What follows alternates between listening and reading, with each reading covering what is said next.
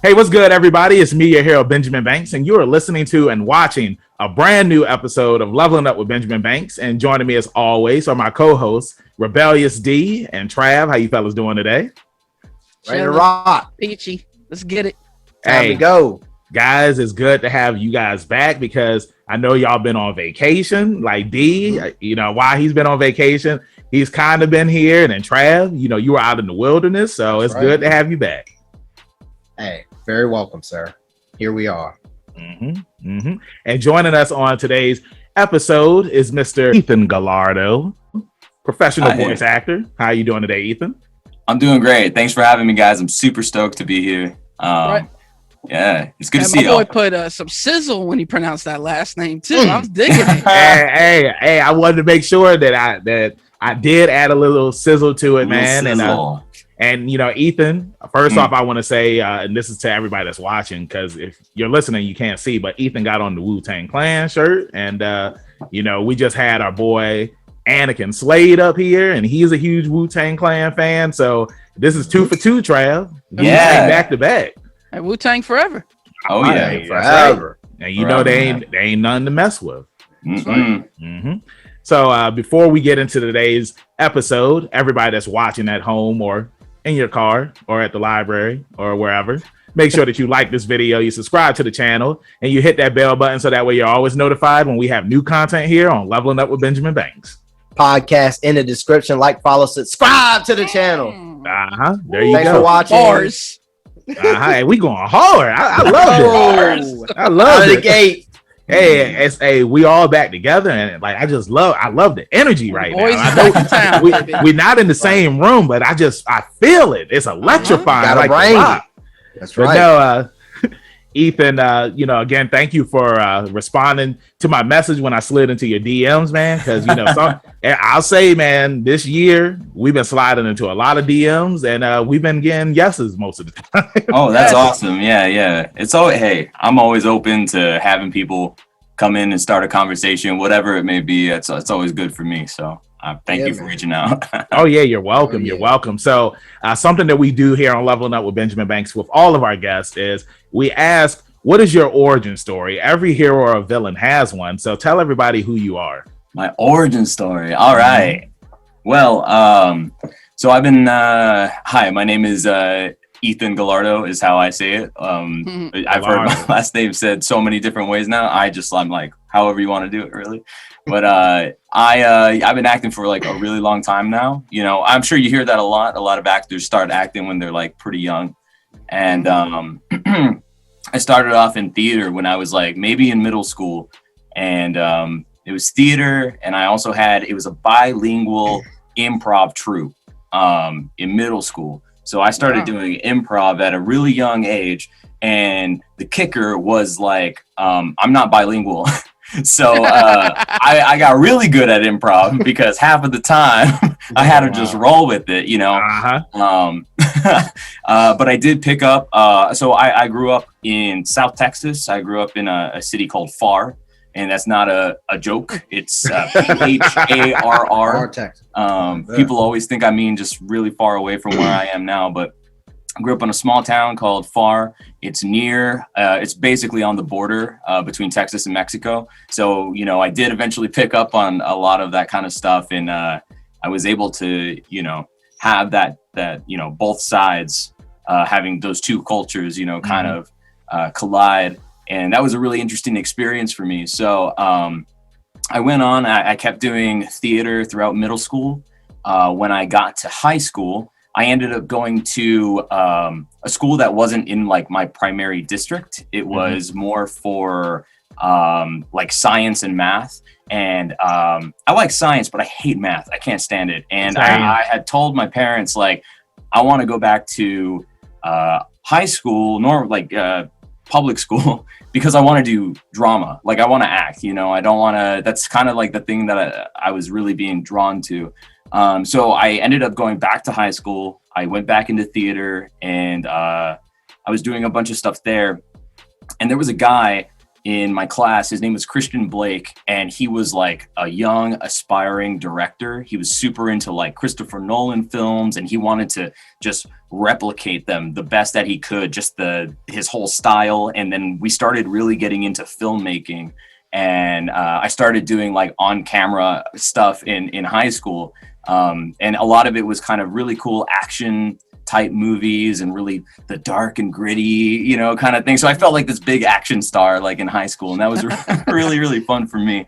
And so eventually I decided that I wanted to, when I was going to go to college, I decided that I wanted to go for like an animation degree. I was really passionate about cartoons. I was really passionate about like animation, and I really wanted to kind of get my you know, like learn more about that, get my foot in the door that way. And so I went to college at Texas A&M. I graduated. My degree is called visualization, which it's a bunch of different things. It's like graphic design, game design, animation, and things like that. And they didn't really have any theater kind of thing, but there was still like movie editing and animation. And I got to kind of be a little artistic through that. And eventually I kept seeing this reoccurring pattern in my friends' films, is that technically they looked really, really good. They were all really talented artists, and they had really, really amazing visions for their projects. But the biggest problem was that they had very mediocre sound design. And so I said to myself that, hey, and you can see this in all kinds of media. It's movies, it's video games, it's anything. If the sound sucks, if the music isn't good, if the, you know, performances aren't there, it doesn't matter how pretty it looks. Sometimes it can really ruin an experience. So I started learning audio engineering, like in tandem with my school studies. And eventually one of my classmates had come up to me and he said, hey, my project has this guy, and like there's this squirrel that keeps like messing up his stuff, and I just need some sounds of like, hey, squirrel, you know, things like that. And I was like, I'll give it a shot. I'll help you out. You know, I did a bit of acting and stuff like that.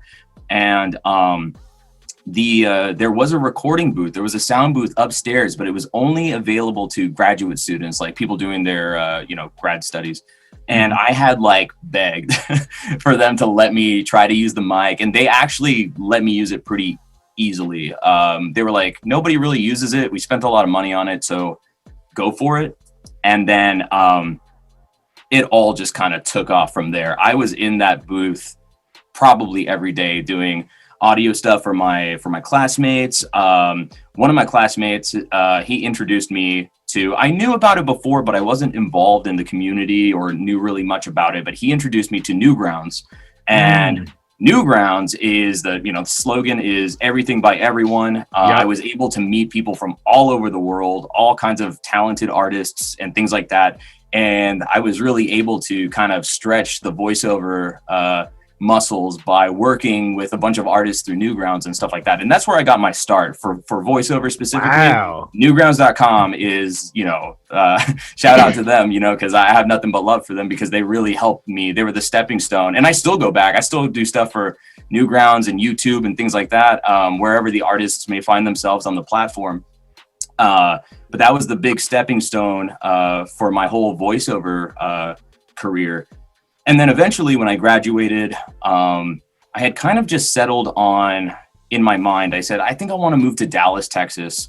It wasn't because I knew that Funimation was here or anything like that. It was just kind of like, I had visited it during college. I went to the state fair and I was like, this place is just kind of cool. Like, I kind of want to just be here.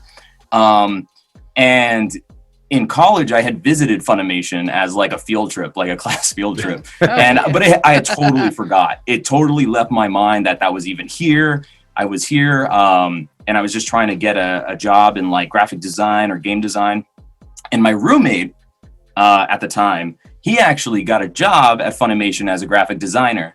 And I was like, hey, congrats, man. That's awesome. Like, I was really happy for him. And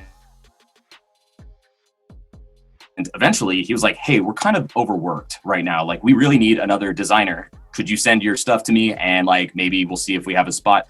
So I did. And then I got hired at Funimation as a designer, a graphic designer. And what I worked on was the Blu-ray and DVD menu graphics and things like that. So when you pop the disc in, all the stuff you see on the screen, I did that for like 3 years. And that was really cool. But it didn't even really click to me that I was like, wait, this is the same place that people record at and things like that. Mm-hmm. So eventually, as I got more comfortable with getting to know people, I self-produced my own demo at that time. And I just kind of reached out one day and I said, hey, I kind of do some acting stuff. Would it be cool if I submit a demo just to see, if you don't like it or whatever, that's totally fine. And the next day I got called in for my first session. So the rest was history there when I started working kind of in the industry. But yeah, that's kind of from the start to finish, or to where I am now, not finished yet. Right. But, yeah, for sure. And, that was an awesome origin story. Hey. Thank you. I'm sorry. It's just like, I feel like there's so much to deep dive into, like everything that you were talking about. And I know because Trav, he's our music guy. So I already know Trav's going to bring up the music stuff. Oh yeah, no question. I do want to, I do have a question. Are you an art guy at all? Yeah. You mentioned it, like, define art. What do you mean by art? Well, like old school, like hand drawn. Yeah. Are you like, do you doodle and stuff like that? Yeah, I doodle. I doodle and things like that. That's kind of like where that was kind of my struggle too, was where a lot of people in my major, they were shifting to, or not shifting, but it's heavy in the digital realm, right? And I like to conceptualize everything on paper first. It's a disconnect when you're drawing on a tablet. Your brain has to kind of readjust how that feels. And I always preferred to do my stuff on paper and then like maybe upload it or something like that. Yeah. I don't do it as much, now I've gotten way more comfortable, especially with the design stuff. I kind of just dive right in, but I definitely, I did start with that, doing, when I was younger, I would do comics and things like that. Sick. It was like, I love that stuff. I think I have a real heart for, just the arts and cartoons and stuff like that, man. It really holds. I just wanted to ask. I like that. It always does, man. Yeah. So, yep. Thanks, Trav. Hey.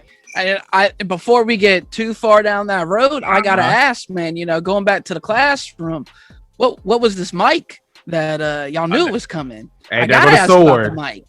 The ear. That's right. What was the mic that they allowed you to use? Oh man, you know what? At the time, I don't even know what it was. If I picture what it looked like in my head, I want to say it was some kind of AKG or something like that. Mm-hmm. But I don't think it was like a Neumann or anything that I'd be using like today. Because I did kind of have to, the more I got better, the more I used it and the more I could hear, audio quality and things like that. It was a little harder to work with. Sometimes I just wouldn't get usable sound, even though it was like, this is state of the art. Right. Yeah. And for reference, I graduated like 2014. So it was in between like 2012 and 2014 maybe. So it had been a while. I don't really know like what the standard of mic would have been at that time. Yeah. So the question that I wanted to bring up is because you said, you got your start at Funimation and, you were doing graphic designs there and whatnot. And I just think it's awesome how, your journey, you went to school to do graphic design and whatnot. Then you end up getting there and then you eventually got into voice acting. And I always think that it's cool when you it's kind of like working in a restaurant. You know what I'm saying? It's just like, you may start in the kitchen, in the dish room, and then you work your way up to being like the head cook. You know what I'm saying? Yeah, exactly. And, I wanted to also say too, because, when I was doing my research on you and everything, I saw that this is your 5th year at Funimation. So happy anniversary. Thank you. Wow. Yeah. You're welcome. And you do that piling up, it's I forget sometimes, but thank you very much. Yeah, you're welcome. So when you did your first voice acting gig for them, what was your first role like and how was it going into the studio and doing that? Yeah, so to be completely honest, I really didn't know what to expect. I grew up watching anime, and when I was younger I had gone to like anime cons with my friends and things like that, but I wasn't like, I didn't know it was the whole, like, it's the beeps and it's you're matching the flaps and the scripts here and the J is over here. I just kind of walked in. So my first session ever, if I recall correctly, it's either one of these two. It was either Tyler Walker or Mike McFarlane. Mm-hmm. And for I think they might have even been on the same day, because sometimes they'll do that. You'll record something and they'll say, hey, go check if somebody needs something, or and you just kind of help people out with their workload and things like that. But for Tyler, it was Fairy Tale, and it was a character. His name is actually Trom. He's not like a major character. He just so happened to have a name, and he actually wears a mask over his face. Mm-hmm. And so for my very first experience with that, he was like, hey, here's a mask, put it over your face to make it sound like this thing. And I was like, oh man, we're already playing around, we're already trying to create a character, and this is really cool. And I got to do a couple of lines, and then I did this really big attack. He was like, here's the, special move. And I was like, I'm doing a special move. This is awesome. I was losing my mind, Yeah. But I was just, I went in there because, when I think about it, when I ask myself this question, it's like, what do you really want to do? Mm-hmm. I feel like people ask themselves that a lot, what are you passionate about? What do you want to do? And I always come back to, as I've gotten older, I always come back to I want to act, man. I want to voice act. I want to act. It's something I'm really passionate about, and it's what I want to do for the rest of my life, So I think even in that moment, as nervous as I was totally ready to just commit and show I got the chops. I didn't want to, I didn't want them seeing my knee shaking or, anything like that. Right. I was just going to do it. And if they had, if they're like, no, let's take it again, let's do it again. I was prepared to adjust, because even doing film stuff, and I think I should mention this before, because this really prepared me for a lot of things. Right out of college, before I even came to Dallas, before Funimation, that same friend that I mentioned earlier, Christian Blake, he had prepared to do his first feature-length film, and he asked me to be one of the leads in the film. And it's a post-apocalyptic movie. It's called Ingress, and it takes place in Alaska. And so we flew out to Alaska. He told me, hey, you can grow a beard, right? I said, yeah. He said, don't shave for a year. I want you to have this big beard. I want you to look like this, homeless guy who's been out on the road, no people for ever. And I was like, okay, I'll do it. So we're out there in Alaska. It's freezing. A big proponent of the movie takes place in the water. We're in glacial lakes, and things like that. It's freezing. And sometimes the director says, do it again, and you got to just do it, So I was already a little conditioned about hey, if somebody's going to say, do it again, or not quite like that, it's my job as an actor to be able to make those adjustments, you know what I mean? And try to do them the best that I can. So I had already kind of had a little bit of exposure to that. So I wasn't as intimidated as I think I might have been if I hadn't had that experience before. So the first one was Tyler Walker with Fairy Tale. And then the other one was with Mike McFarlane. And that was it was Attack on Titan, the live action movie. And so I got thrown into a live action dub right away. And that also has it's not different, but it's a different feel, because you're trying to match a different language, and they're people that you can see the mouth, and it kind of looks a little weird, and you have to really adjust Ethan to Gallardo. try to make it sound right, Yeah. So, I think I had a pretty cool first experience. And once I got through with that session, I kind of was like, you can do this, I wasn't very intimidated and things like that. But every now and then, you go in, and especially if there's a long period in between recording sessions or something, you do get those nerves. It's natural, but yeah. Yeah. And, I two things I want to piggyback off of. The first thing is Mike McFarlane. He's a very awesome guy. I ended up meeting him back in 2016. He had came to this con here in Virginia, and it was him, and I can't remember who the other person was. She voiced Ash on Pokemon. She was the original voice actress of Ash. Okay. And I'm mad I can't remember her name, but she had a long line, and Mike, he was sitting there, and I was just like, man, why ain't nobody over at Mike McFarlane's table? That's Master Roshi. You know what I'm saying? Yeah, exactly. And we have a Facebook group called Roshi's Island. So I had went up to him and I had told him about the group and everything. And, he did a video for the group and he was just a nice guy overall. He is so nice. He really is. Yeah. Hey, I've slid in his DMs and I tried to get him up here on the podcast. I'm pretty sure he probably don't even remember that moment, but I'm gonna keep on sliding because that's what we do up here on Keep Leveling on Up. sliding. Keep on sliding. That's what we do. So that's the first thing. And then the second thing I wanted to piggyback on was how you said that you had did the live action role for Attack on Titan. Now, me and Dee, we've been doing a bunch of reviews on international films and TV shows, and you can just see like how good these shows are. And I love the fact that there is dubbing on these shows, these live action shows now, because a lot of the shows you just had subtitles, and the subtitles, like if you watch anime, you watch it subbed, then it's not going to be an issue for you. But it's also cool to be able to have it in the dub, have it in English, so that way you can watch it and you don't have to read the entire thing. Because while I do love watching stuff subbed, it's cool to be able to just hear the people talk and then just watch the screen instead of reading and then looking up at the screen. Full attention. Yeah, exactly. I think it just depends on the matter at hand. Like some stories you can get away with it, but sometimes it feels taxing when it's more dialogue than action or suspense. Yeah, so yeah, definitely. So I wanted to ask you, because you said that was the first one that you did. Have you done any other live action dub recordings? Oh yeah, or international films? For all of them through Funimation. But Attack on Titan was the first one. I had also done Rurouni Kenshin, probably all three. There were a lot of people dying in that movie, So they were. I was in that film. The Black Butler live action as well. Nice. And I don't know what happened to it. I don't know if it's out or not, but I think there was a Parasite live action at some point. Yes, there is. Yeah. I haven't seen it. I don't feel like it's out. No, it's out. It came out years ago. Okay. So if it did, so I was like, I wanted to see it because I was like, Parasite's cool. I want to see that in live action. And I did do some characters for that one too, but I never saw like an announcement or something. And Parasite also.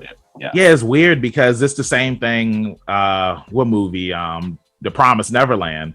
So the live action version of that came out last year in Japan, but it's like there was no advertisement for when it was going to be coming out over here in the States. And I mean, I already know like a lot of fans, it's like they were already pissed off about Promised Neverland season 2 because of how they changed stuff up. And then, when the movie had got announced and they saw how some of the characters were replaced and how they aged the kids, like they're young adults in this compared to them being kids, So I feel like, and we talk about this all the time with live action anime films, it's like some of them, they just don't hit right. It's like they change stuff up and it's just like, nah, you can't do it. I mean, we saw what happened in Dragon Ball Evolution. I mean, they made Goku a teenager, so.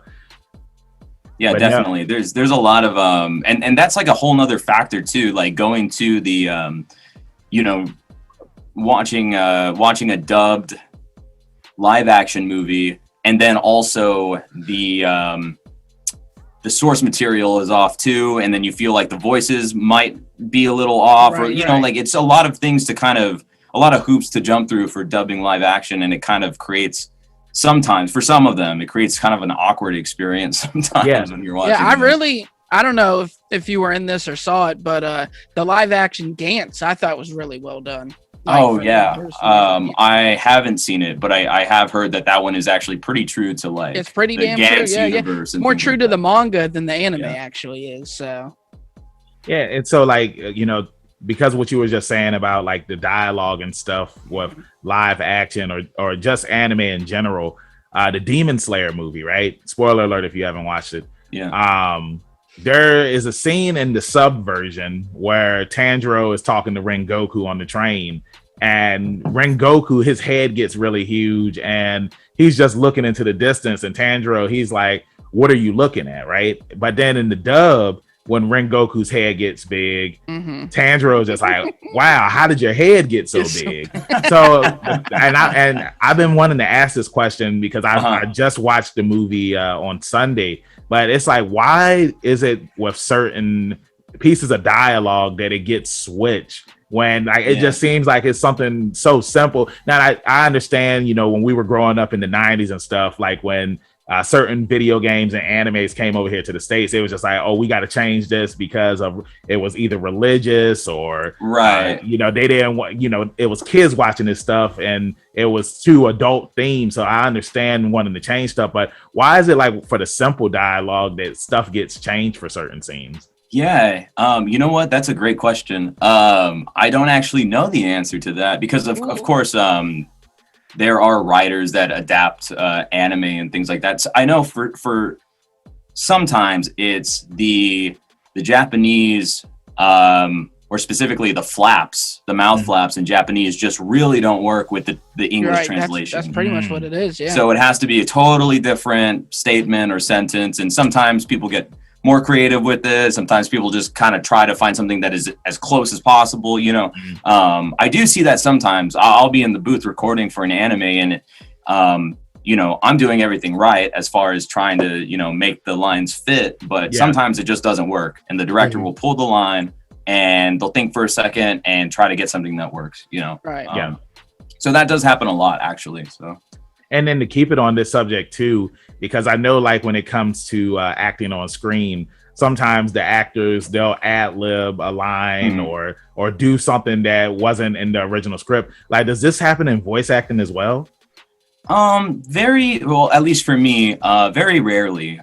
Sometimes you kind of tack on something onto a performance. It's almost like you didn't really mean to, but you were really in the moment and something else just kind of came out. And there have been moments where directors that I've worked with have been like, actually that works because he does look like he's doing that or something like that, you know, and sometimes that will stay. But as far as ad-libbing full lines or jokes or whatever, that doesn't really happen. Unless if it's in Walla, if you're just muddled in with a bunch of people, sometimes you can say whatever you want and get away with it. I try to, because I'm really big on improv, I kind of try to stay true to the universe when I'm doing that. If I'm in like a village, I'll be like, how much for the bread or whatever, you know, something dumb. But like, I won't be like, got any basketballs? You know, like, it's just, I try to stay true to the whatever's happening on screen. Yeah, like you wouldn't say that I used to be out there in the fields until I got shot in the knee with an arrow. Exactly. Something like that. I've been in groups of people before where I remember the first time it happened, I was like, can you do that? You know, but they were like, man, an alien visited me yesterday and he like took me to his UFO. And I was like, that doesn't, you can't do that. But then like they played it back and like you literally can't hear anything he said. So like I was I guess you can get away with it sometimes. But yeah, I was shocked to say the least. I was very young. Now to piggyback off of something that you had just mentioned too, and to kind of take it back, because you mentioned improv, it was something that you love doing. Is it something that you still continue to do, or were you continue to still do improv before the pandemic started? Yes. I do still do improv. Nice. And I did it before the pandemic, and I intend to after everything is a little back to normal. I do improv with the Dallas troupe. It's called Comedy Sports. You had Alex Mai on a couple of I was just going to mention him. I was just going to bring that up. Yeah, we are in the same troupe. That's how I met Alex. I met him we have some good friends, Nicole Endicott and Jacob Browning, two other awesome voice actors in the area. They actually hosted an improv jam at like a bar, and it was free to go to. It was kind of just to like play, exercise, you know, just have some fun. And that's where I met Alex, and we became good friends. And we had the same kind of, hey, you're an actor, I'm an actor. You do voice acting, I do, you know, voice acting and things like that. So we're in the same troupe, and I do improv through Comedy Sports, and it's something that I'm really passionate about. And I encourage everybody, really. I think improv is such a useful skill, no matter what you're doing. Mm-hmm. So being able to just roll with the punches, I think that's a great quality to have. So No, I 100% agree with you. I've never done improv, but I have done stand-up comedy. And Nice. I'll say, like, because I'm a professional wrestler, and when you're in the ring and you're cutting a promo, it's anybody can say whatever they want. You know what I'm saying? And it's like you have to know, like, how to take what that guy just said to you and feed back to him.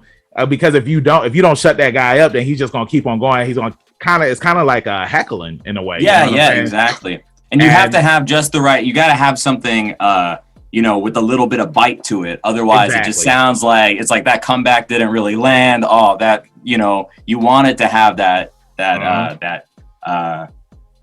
cleverness to it. Exactly. So, and some guys, like, they'll just say shut up, and I've always just felt like saying shut up, it only can get you so far, and it really doesn't have like that deep impact. Like I remember there was this one chick in the audience, and she had red hair, and like she just kept on talking so much crap to me, and I was just like, yeah, it looks like Ariel put on a little bit of weight after the Little Mermaid, and like that pissed her off. And I love it. I mean, this is when I was a bad guy. I'm a good guy now, but I got you. Okay. Yeah, but when I was a bad guy, I love talking shit to people, man. Like, he does. Yeah, he does.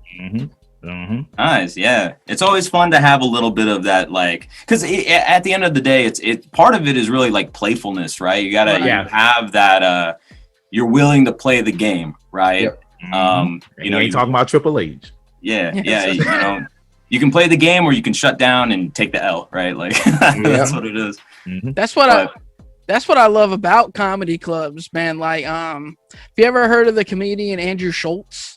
I've heard of him. I don't know too much about him. Pretty much, that's like his big thing is he'll roast people in the crowd like the whole time. Like, you pretty much never see the same set again because he'll talk to people in the crowd, ask them about their life, and it presents jokes or whatever. And I know Bill Burr's known for doing it too. People heckle Bill Burr. It's not going to end good for you, dude.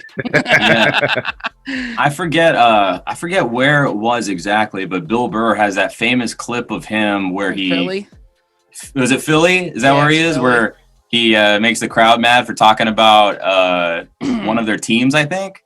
Yeah. I believe, He was talking about like, the whole crowd that whole night was heckling rowdy. him. Yeah. And every comedian. And, by the end of his set, though, he flipped the crowd and they were cheering for him. Yeah, he just went off on them for 20 minutes and they loved it. Yeah. So, like, have you ever dabbled in doing stand-up comedy? You know what? Well, yes, I'll say dabble. I will say dabble. I've never done a set before, but I have taken stand-up writing workshops. I have had my hand at writing just content and like jokes, because I do a little bit of script writing and things like that. I do like that kind of stuff. My mom was like an English teacher, a literature teacher, so growing up I was always reading or writing, and so I still enjoy doing that stuff, but no, I've never done like an actual set. Part of the reason is like it's one of those things, especially you get this way with, I imagine, with stand-up, but I think people get this way with making like a video or making a piece of art, or even when I'm doing like design, you start working on something and then you step away and then you come back to it, and you step away and you come back to it, and you're like, is it really funny? Is it really funny? Is it really good? Or, which is just an insecurity, right? That's not really true. And putting it out there when people love it, you're like, oh, I was right the whole time, which is like, that's awesome. That's what you should just put it out there.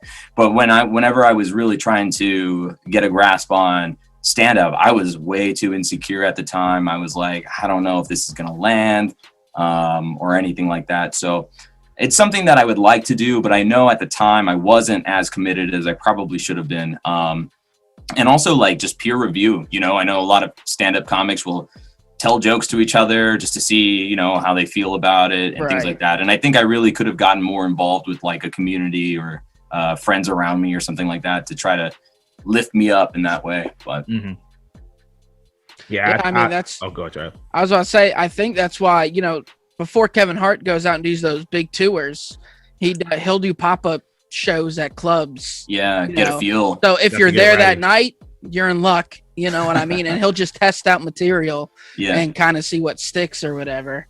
I think that was for a lot of these guys during the pandemic. They just weren't able to test material. So it makes it real difficult for some of these guys to see what's going to land. Yeah, definitely. Yeah, and part of it's just taking that risks too. You know, sometimes it doesn't land, and that's okay. You know, like you don't know if you don't try. Yep. Exactly. Yeah, exactly. Shot in the dark. You always miss the shots that you don't take. That's right. And that's why we always slide in the DM. Yeah, you miss 100%. But if I never took the shot, how did I miss it? Well, that's the thing, because you never attempted it. Yeah, you never. The saying goes, you miss 100. The shot never happened. Yeah, because you didn't take it. The saying goes, you miss 100% of a shot you never take. That makes sense. That's. Oh, so you saying that what I just said don't make sense? Yeah, what you said don't make sense. I just kind of. I'm standing. No, hey, D had my back. That's all. Trav. Don't worry, I'm gonna give him the Harvey Dent later. I'm gonna show up, and if I had a he gonna flip the coin. I won't be like, that's a double-sided coin. What are you talking about? All right, well then let me ask you this: is there? Because I got one. Is there any saying that is like a saying that you're just like, that's stupid? Like for me, the whole "you can't have your cake and eat it too" makes. I don't know what it's supposed to say, but if I have cake, ain't I supposed to eat the damn cake? No, you're not allowed to. You can't. Not allowed to eat. You can't have your cake and eat it too. I think it's an old baking term. Like for like shop owners back in the day or something, you make the cake for somebody else or something. I don't know, Trav. Well, hey, Trav don't like that saying. Okay? Ooh, because it don't make sense. It makes sense though. It does make sense. I will say you can't have your cake. If I show up to your house, let's say I show up to Ethan's house. You're not allowed to. I'm like, here, bro. Yeah, you're allowed. Yeah, no. What is it? It's like if you ate it, you won't have it, right? Yeah, something. I don't know, because it's telling you you can't. But I had it. I don't have it, but you can't have your cake and eat it. Yeah, that's what it should be. You can had your cake and eat it too. Is what it should be. I think that somebody who bakes and cooks a lot, like when I know whenever I cook dinner for my family or I bake a cake, I'm always the last person to eat. Exactly. So maybe that's what it's referring to. Yeah, you're supposed to let everybody else have a go. You can't have everything. Exactly. I think that's what it means. That makes sense. We're actually talking about. That's why you're a Sanji, man. You're the cook. Can I sit back now? Yeah, you can sit back. Hey, pull your arrow out. Pull your arrows out. Sip it up. Let me see it. Yeah, be careful where you're aiming at, man. Oh yeah, of course. But that's what she said. But yeah, now Ethan, now I want to get to the nitty gritty, and that is My Hero Academia. And you see, I got Deku here. I got all the My Hero Academia stuff here in the room. It's one of my favorite animes. It's my number 2 right now in my top 10 list of animes. But how is it working on that show as Manual? Man, it was awesome. It was like, honestly, I did not know that I would get that opportunity. I didn't. So the backstory, this is kind of like one of my highlights of, I guess, my career, was that I was asked to audition for the original cast of My Hero. With like Deku and Bakugo and 1A and all those 1A. Mm-hmm. And Present Mike was there and Aizawa was there, it was really cool. Yeah. So I didn't get cast, but the fact that I got to do that and seeing where the show is now, I was like, that's for me, like really special to me. And so before Manual, I had done this one character. He doesn't have a name, but he's in the first 2 episodes of My Hero. He's one of Bakugo's friends. He's a kid with long fingers. Yeah. He's a jerk. And they steal Deku's notebook. So I got to be that kid at the very start, and I was in front of Colleen, and I did that, and that was the end of it. And I was like, that was a cool experience. My Hero, everybody's kind of really excited about this. I was feeling really proud of just being able to do that. And then season 2 comes around, and I just get asked to like, hey, can you, like, are you available for this? We want to just try you out for somebody. And I was like, okay, yeah, sure. And they showed me Manual, and they were like, we want you to be this guy. Let's see how it goes. And he seemed like just this really awesome, down to earth kind of just nice guy. And I just went for it, and it worked out great. The directors liked the voice that I had kind of given him, which was just kind of a lighthearted, but firm when he needs to be for, guiding Tenya and things like that. And that was about it, like I did his character, and he's one of my favorites that I've ever done in all of the roles that I've had a chance to do. Like Manuel holds like a really special place in my heart. And so I mean, that was about it. I just, so I got reached out to and asked if I could give him his voice, and that was it. But definitely like one of my favorite experiences so far as a voice actor. Well, I'm just going to let you know that you're going to enjoy voicing him again when it gets to that part of the anime, because he does come back. And do you read the manga? I'm not caught up yet, but okay. I know I have other friends who are avid like manga readers of My Hero, and they keep asking me like, oh, did you go back and do more manual? And I was like, no, I don't think he's been back yet. And then like I go look at the manga, and like he appears throughout the manga, like he's there. He didn't like disappear. Yeah. And so I'm just like, I haven't caught up with the manga. But I'm like always in the back of my mind, I'm like, that'd be cool if he came back, because I love that guy. He's awesome. Yeah, he'll be back. Like word is coming. Because it's like whenever we have guests up here before who have done voiceover work in My Hero Academia, because I'm caught up on it. It's just like if they only had like a small part, like Nazi, I can't remember his character's name in My Hero Academia, Heroes Rising. No, Two Heroes, sorry. But it's just like he only had like a small part, and I was just like, yeah, man, like your character, he'll be back in the anime. And he's just like, oh snap, like so I might be able to voice him again. And I feel like that's what any voice actor or actress hopes for, if they did have a small part or small role in the anime at all, and then that character comes back, and you just hope that you don't get recast. You know what I'm saying? Yeah, I think the biggest fear for a lot of people is they hope that their character doesn't die. For sure. Because that happens more often than not, where you get a named role and you're like, nice, awesome, I have a character in the show, and then like the next episode they're totally dead, and you're like, all right, that was a fun while it lasts. Hey, I'm pretty sure a lot of voice actors and actresses felt that way when they were on Attack on Titan.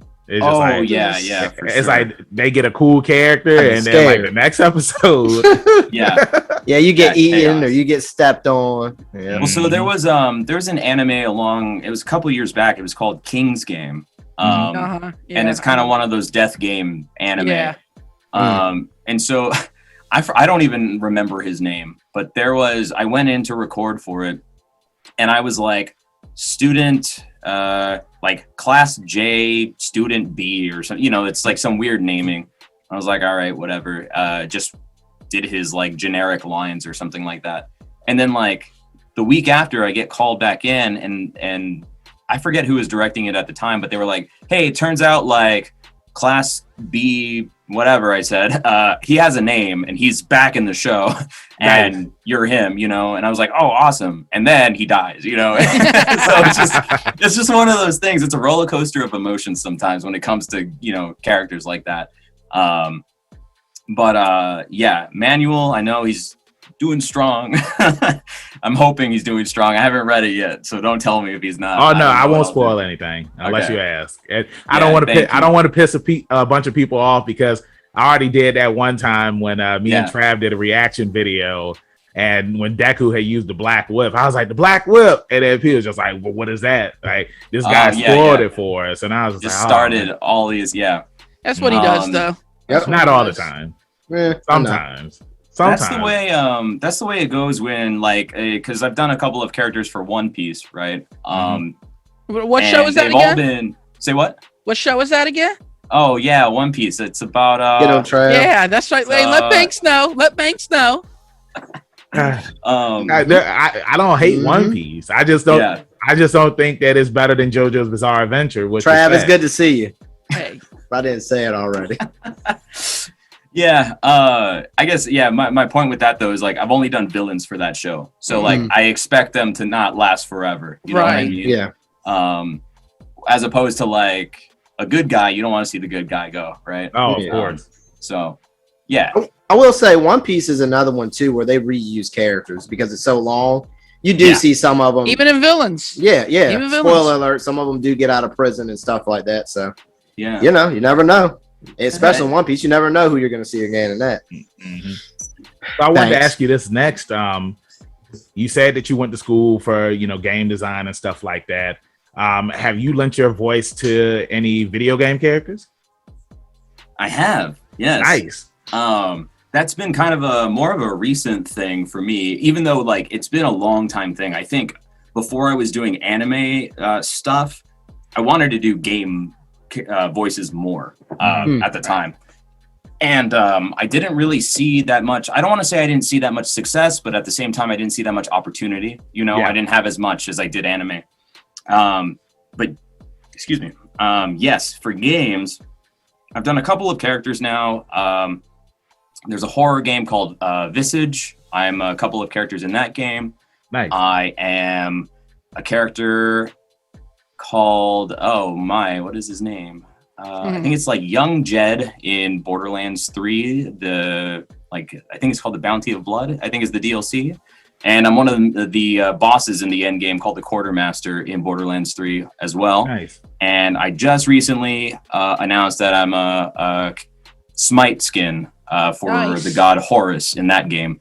And that was really exciting for me too, because my younger brother is a huge Smite fan. He's been playing since beta. He still plays. He just loves the game. So I was like, whenever he would visit me in Dallas and we would hang out with me and my friends, I'd be like, oh, and that person plays this god and that person plays that god, because some of my friends already had like more experience in voiceover. Mm-hmm. And it was exciting to finally say like, oh, and I got to do something too, so that was really, really cool. So yeah, that is cool. So to keep it on the video game topic, what were some of your favorite video games that you enjoyed playing growing up? Oh man, growing up, so I started playing video games like when I was like pretty young. On the NES is what I first started with. I played a lot of Mario Brothers, played a lot of Punch Out, Mike Tyson's Punch Out, which I still really like. Even though when I was a kid, I'm pretty sure I was really bad at it. I'm pretty sure I could never beat it, but I still had a blast with that. There was a Ninja Turtles game on the NES. Oh man, that game was hard. That game was really hard, but I was obsessed with Ninja Turtles. Yes. So I love that game. Castlevania also. That's what that started me off with. Castlevania, Metroid. The whole combo. I became a big fan of those growing up. And then it kind of just went up from there. Super Nintendo, played a bunch of like Super Mario World. My mom caught me with a copy of Mortal Kombat that my dad had given me. She took that away pretty quick, but it was fun while it lasted. Toast. That's crazy, man. Well, now, did you tell her though there's no blood in the Nintendo version? So you should have been good. No, I did. I was like, look, it's it was like blue. It was like blue and black. It was like green or something. Black it was like weird. And she, I don't remember if she was just really grossed out by that. I don't know. In my brain, I'm pretty sure this is not real. Yeah. But I wanna say like maybe I performed a fatality by accident or something. Like I don't know. Like it's wild because you said your mom, she saw you with Mortal Kombat and she took it. Like my mom, she used to get Mortal Kombat for me and my brother all the time. She even let us go to the movies to see it. But when it came to Grand Theft Auto, it's like when she saw that we was playing Grand Theft Auto Vice City and she heard them cussing and stuff like that, she took the game away. It was it was rough growing up, man. Especially when they would see if it had the mature label on the game. Yeah. Like I said, certain games she was cool with, but Grand Theft Auto was one of those games because you gotta remember, like back during those times, you were seeing like all of these articles coming out saying that people was doing this because it's influencing the youth to do bad things, Some of that plague doctor. Didn't they try tying the Columbine murders to GTA? No, that was Marilyn Manson for sure. It was something else. It was like the RPG Maker or something like that, and I think Maker.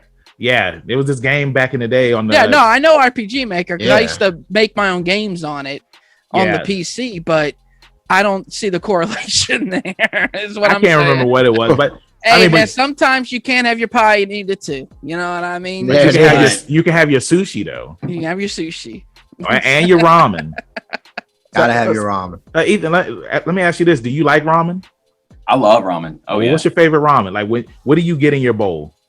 Oh man, I get so there's a place here in Dallas called Ramen Hakata that I really like, and I get like sometimes I get like the shoyu ramen, and sometimes I just get like one loaded up with just the pork. You know, I do like it a little spicy with some of the sesame seeds crumbled up in there. I love the black mushrooms. I don't know what if there's a name for those, but I love those. So good. I'm big on like veggies and mushrooms and stuff. Like I really love that kind of stuff. And just mix it all up and I'll eat it. I really love like just Asian food and cuisine like that in general. I think it's so great. I gotta have the fish cakes in my ramen, man. Yeah, and gotta have that. Gotta have that egg, the extra noodles. I do like the egg. I do like the egg in there, and I'll try to get like a side of the takoyaki, the octopus. Oh, that's good too. Yeah, do you get it? I believe it's fried, right? Yeah, they're like fried balls, but I also do like if I do like Korean barbecue or something like that, I'll straight up I'll get the baby squid or the octopus, and like I love that stuff. That baby octopus is where it's at, dude. It's so good. It's crazy because it's like, you know, we grow up and we watch anime and like cartoons. Like I remember on Teen Titans, what was it? Trouble in Tokyo? Was that what it was called? Yeah, that was the movie. That's right. And I remember like the first time I had ever seen anybody eat an octopus was when Cyborg had ate one. And I was just like, man, like I've always wanted to try an octopus. And when I finally saw it in the restaurant, I was just like, man, this is good. Like octopus, eel. It's real good. This is like, If something has eel you had your like octopus and ate it too. I ate all of the tentacles first, then I ate the head. I like it. Yeah. Took them out the right way. That's how you got to do it. Now, Ethan, what are some current video games that are out right now that you're into? Yeah. So I do play I game a lot. It's kind of like the way that I unwind but also socialize at the same time. I'm a bit of a social gamer. I don't know if that's like a thing, but that's a thing. It is. No, it is. It definitely is a thing. Yeah. So I play with my friends a lot of games and stuff like that, but some of the ones that we play the most, like Rainbow Six Siege, it's a really cool one that I like. Sometimes it's not as into it as I used to be, but I still come back to it every now and then. It's like League of Legends. That was like big for me a while ago, but not. It's still, trust me, it's still big. Yeah. Oh yeah. It changes so much, you know, like sometimes I come back and I'm like, who is that? And why did he kill me in one move? Like, I don't know. When I think it was like last year, maybe it's 2 years now, Hades was a game that came out and I was like nuts about Hades. I like roguelikes. Thank you. Yeah. Hades, Binding of Isaac, I can play for like hours. My Switch, so I play on PC, but my handheld is a Switch and I play all kinds of games on there. I got the Mario 64 re-release, and I never played it on the 64. I never had it on the 64. Oh wow! That must be so I was kind of like, but for some reason, it's like one of those games that like you know a lot about for some reason because you either played at a friend's house or word of mouth. Like yeah, it was one of those games, man. Yeah. So I was like, I had a field day with that. I played it so much, but I'm just kind of like willing to try anything out, really. If it has a multiplayer aspect, I'm like always down to give it a dude, shot. if you're into those road games, get you Shovel Knight. Shovel Knight, I played Shovel Knight several times. Where it's at. Good game. Yeah. Shovel Knight's is it Club Yacht or Yacht Club? Is that what it's called? The developers of that game. I don't know who the developer is. Yeah. I think they did a really good job with that. This is Michael. So, and now next question I have for you, because it's like we know that you're into gaming, we know that you do improv, but what are some of your other hobbies that you like to get into when you're not voice acting? Oh man. Well, so I do like to hit the gym as much as I can. That's something that I really like to do. Get the peaks on top of peaks. Yeah, and which has been really hard. The last year it's been rough, man. Because obviously, I want to take care of myself, but at the same time, I need to take care of those around me and be courteous and, you know, sensitive to that as well. So, you know, I haven't been in gyms and things like that, but, you know, when I could, I was at my house trying to do like body weight stuff or go running or whatever I could, really, because I wanted to take care of myself, but also, you know, it was a hard time, but, I agree. That's something that I definitely like to do. And then, you know, I like to just kind of kick back, watch TV or like Netflix or anything that's out. There's so many things coming out. It's really hard to keep up. It's the same thing with like anime for me. Hard to keep up. If I put it down, it stays down for a really long time. So gotta be selective nowadays. There's so much exposure on different platforms and stuff. It's everywhere. So yeah, absolutely, 100%. Thanks. How do you feel about JoJo's Bizarre Adventure? You know what? I haven't seen it. I'll be honest. I haven't seen it. Let's wrap it up. Yeah. We're good. We got what we came here for. But the thing is, there's no particular reason for me not watching it. I don't watch a ton of anime as it is. I don't like. It's hard. It's hard to like sit there and watch a bunch of stuff. Even when I was working at Funimation, I was like, anime was literally everywhere that you looked. I'd be like at my work computer watching like The Office or something instead. You know, like great pick. Yeah. Oh, I love it. I'm obsessed with The Office. I've seen it so many times. But let me ask you this: do you like The Office or Parks and Rec better? I think The Office is better, but Parks and Rec is very good. The issue with Parks and Rec is the first season, and I think a lot of people have that complaint. And it took me years to get. I think I'm like a bit of a completionist, so I was like, everybody was like, just start from the second season. And after seeing it all, I understand where they're coming from. You could, but not me. I wanted to watch all of them. And the first season is much better once you fall in love with the show and go back and rewatch it. Then first season, but when you first watch it, you definitely watch season 1 and you're like, I don't get why this show's so good. Yeah, it's okay. Yeah, because I can't remember the one actor's name. Was it he played Mark? I believe that was his name. And then like he left after the second season. He left after the second season. Okay, Yeah, because he thought that the show wasn't going to last because the first season wasn't that good, and you know he ended up. You seen the backstage stuff when they shoot the final episode of the first season? Steve Carell was like, "Everybody enjoy it because this is probably it." Yeah, you know what I mean. And then it went on to have, you know, seven seasons. I think 8 seasons of The Office, 8 or 9, I believe. But yeah, no, both shows are really good. I've recently just finished watching both of them last year, and in my opinion, I like The Office, but I feel like that the ending for Parks and Rec, it was a better ending because it's like all of the characters got what they wanted, whereas on The Office, the only characters that really got like a good ending were Jim and Pam, Michael, Dwight, and then like all the other characters, they're just there. You know what I'm saying? Yeah. I do think that The Office, the last season in particular, is maybe the weakest of the whole series. And even going back to saying like the first season of Parks and Rec is rough. I know in some people's opinion, the first season of The Office is very difficult for them to watch. It's just kind of like very out, you know, it's very blatant with some of the jokes, and some people are a little more sensitive to that kind of thing, or awkward humor or things like that. The secondhand cringe. I love cringe humor. I love that. I love watching that. I don't get embarrassed from that. So,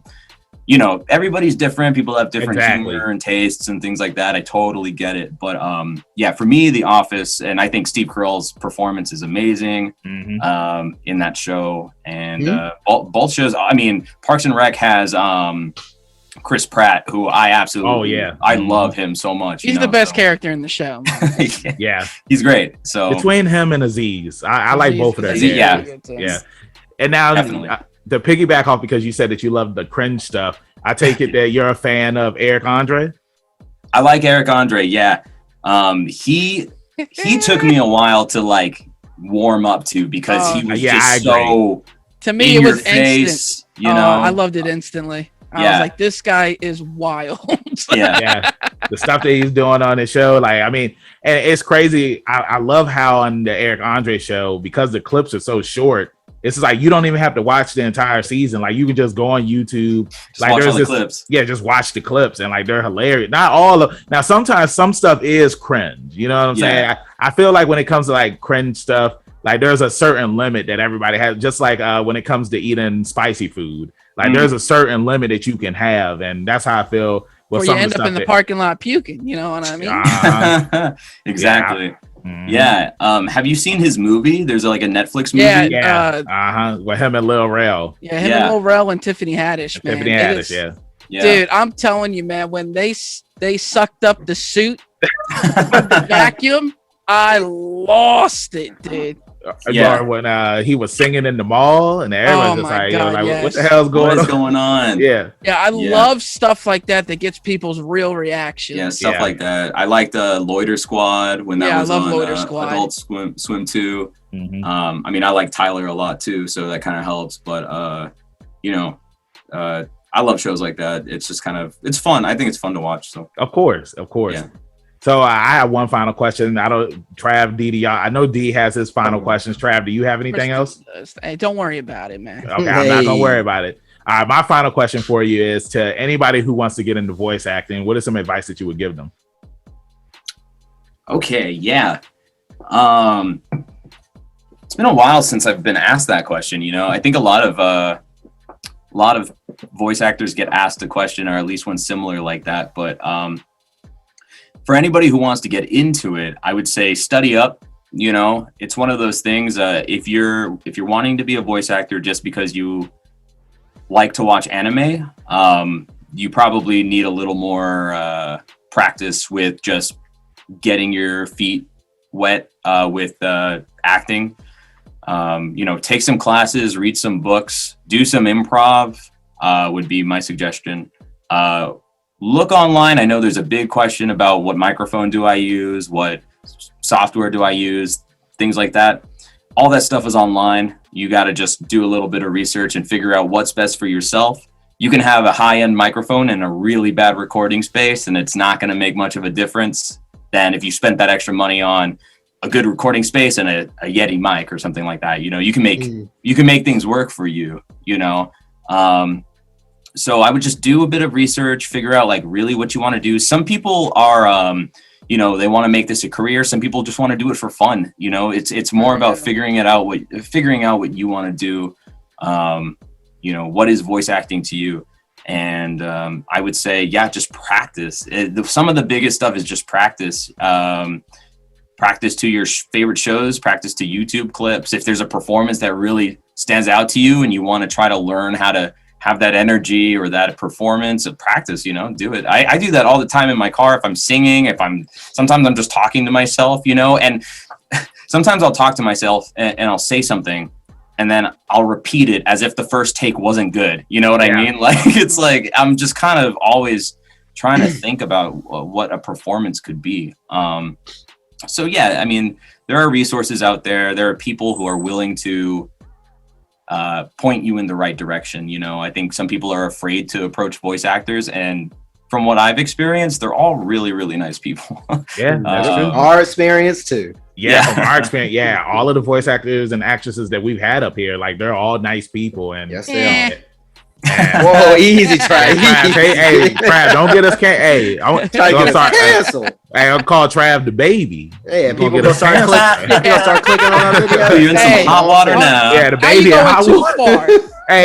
He too far. Hey, he apologized. Fine. He finally apologized. We don't need funny. that. It's funny because it's funny because it's like before when everybody was calling him out, he was just like, man, F this, F that. Like, I'm all me, but now his publicist was sweating. She was like, apologize. Hey, it was like Jordan Peele on that episode of Key and Peele where he was just sweating.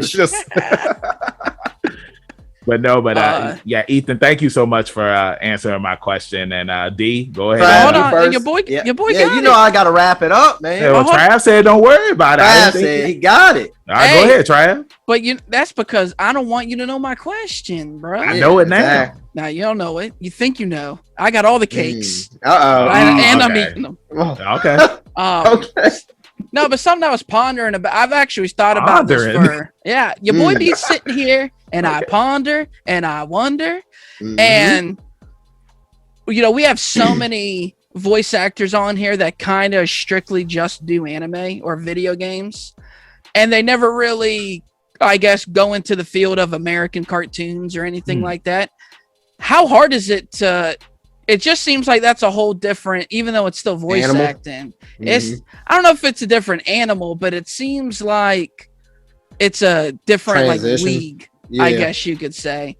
What's your experience in that as far as trying to get to? I get not that level, not that it's better or worse, but like that field of voice acting.